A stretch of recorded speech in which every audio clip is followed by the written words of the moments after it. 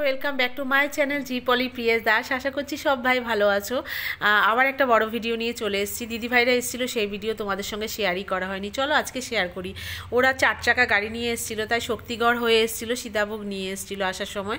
আর এটা ডিরেক্ট পরের দিন সকালবেলা, দেখো পরের দিন সকালবেলা যাই হোক কোনোরকম রান্নাবান্না করে আমরা তিনজনেই রওনা দিয়ে দিলাম। না, আমি অ্যাকচুয়ালি কেনাকাটা করতে যাচ্ছি না, দিদিভাইয়ের দেওরের ছেলের বিয়ে, তাই আমার সাথেই আমি যখন কাজে যাচ্ছি তখন দিদিভাইরা আমার সাথে 10টা ট্রেনটা ধরে ওরাও কাঁচরাপাড়ায় গেছে কেনাকাটা করবে বলে।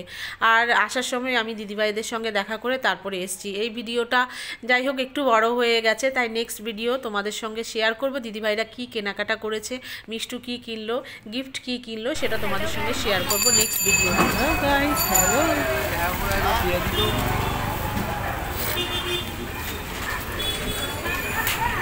কাঁচরাপাড়াতে নেমে আমরা যথারীতি শাড়ির দোকান মানেই তো বিমল, আগমনী, বাসন্তী, যাই হোক দুটো দোকানই ভীষণ ভালো শাড়ি কালেকশান। সবাই জানো কাঁচরাপাড়া একটা অনেক বড় মার্কেট, আর সোজা আমরা তাই যথারীতি বিমল শাড়ি সেন্টারে ঢুকে যাচ্ছি।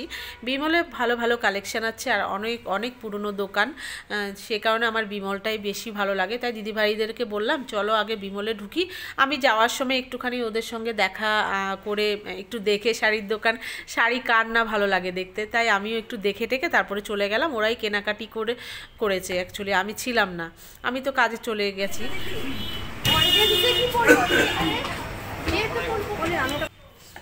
প্রচুর শাড়ির কালেকশান দেখাচ্ছিল, আর এখন তো অল্প অল্প দামের মধ্যে ভালো ভালো কাতান বেনারসি বলো আর অনেক রিজনেবল টাইমে দামের মধ্যে অনেক ভালো ভালো শাড়ি বেরিয়েছে এখন।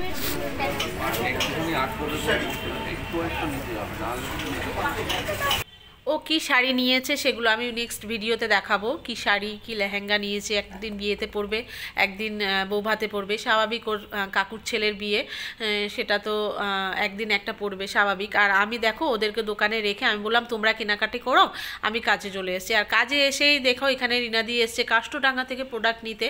এখানে রিনাদিকে প্রোডাক্ট দিচ্ছি যথারীতি আমার যা কাজ। আর এখানে অনেকগুলো প্রোডাক্ট নিয়েছে রিনাদি অনেক পুরনো কাস্টমার। আর আমি কাজ থেকে যথারীতি আবার দিদিভাইদের সঙ্গে মিট করলাম গান্ধী মোড়ে। এখানে দেখো ভাইরাল পলা, কতগুলো ভাইরাল পলা। যাই হোক দিদিভাইরা একটু সোনার দোকানে ঢুকেছে, গিফট শাড়ি লেহেঙ্গা কেনা হয়ে গেছে, আর এখানে সোনার দোকানে গিফটটা নিয়েছে, সেটাই তোমাদের সঙ্গে একটু শেয়ার করছি।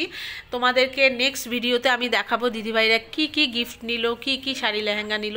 দেখা হচ্ছে নেক্সট ভিডিওতে। সবাই ভালো থাকো, সুস্থ থেকো।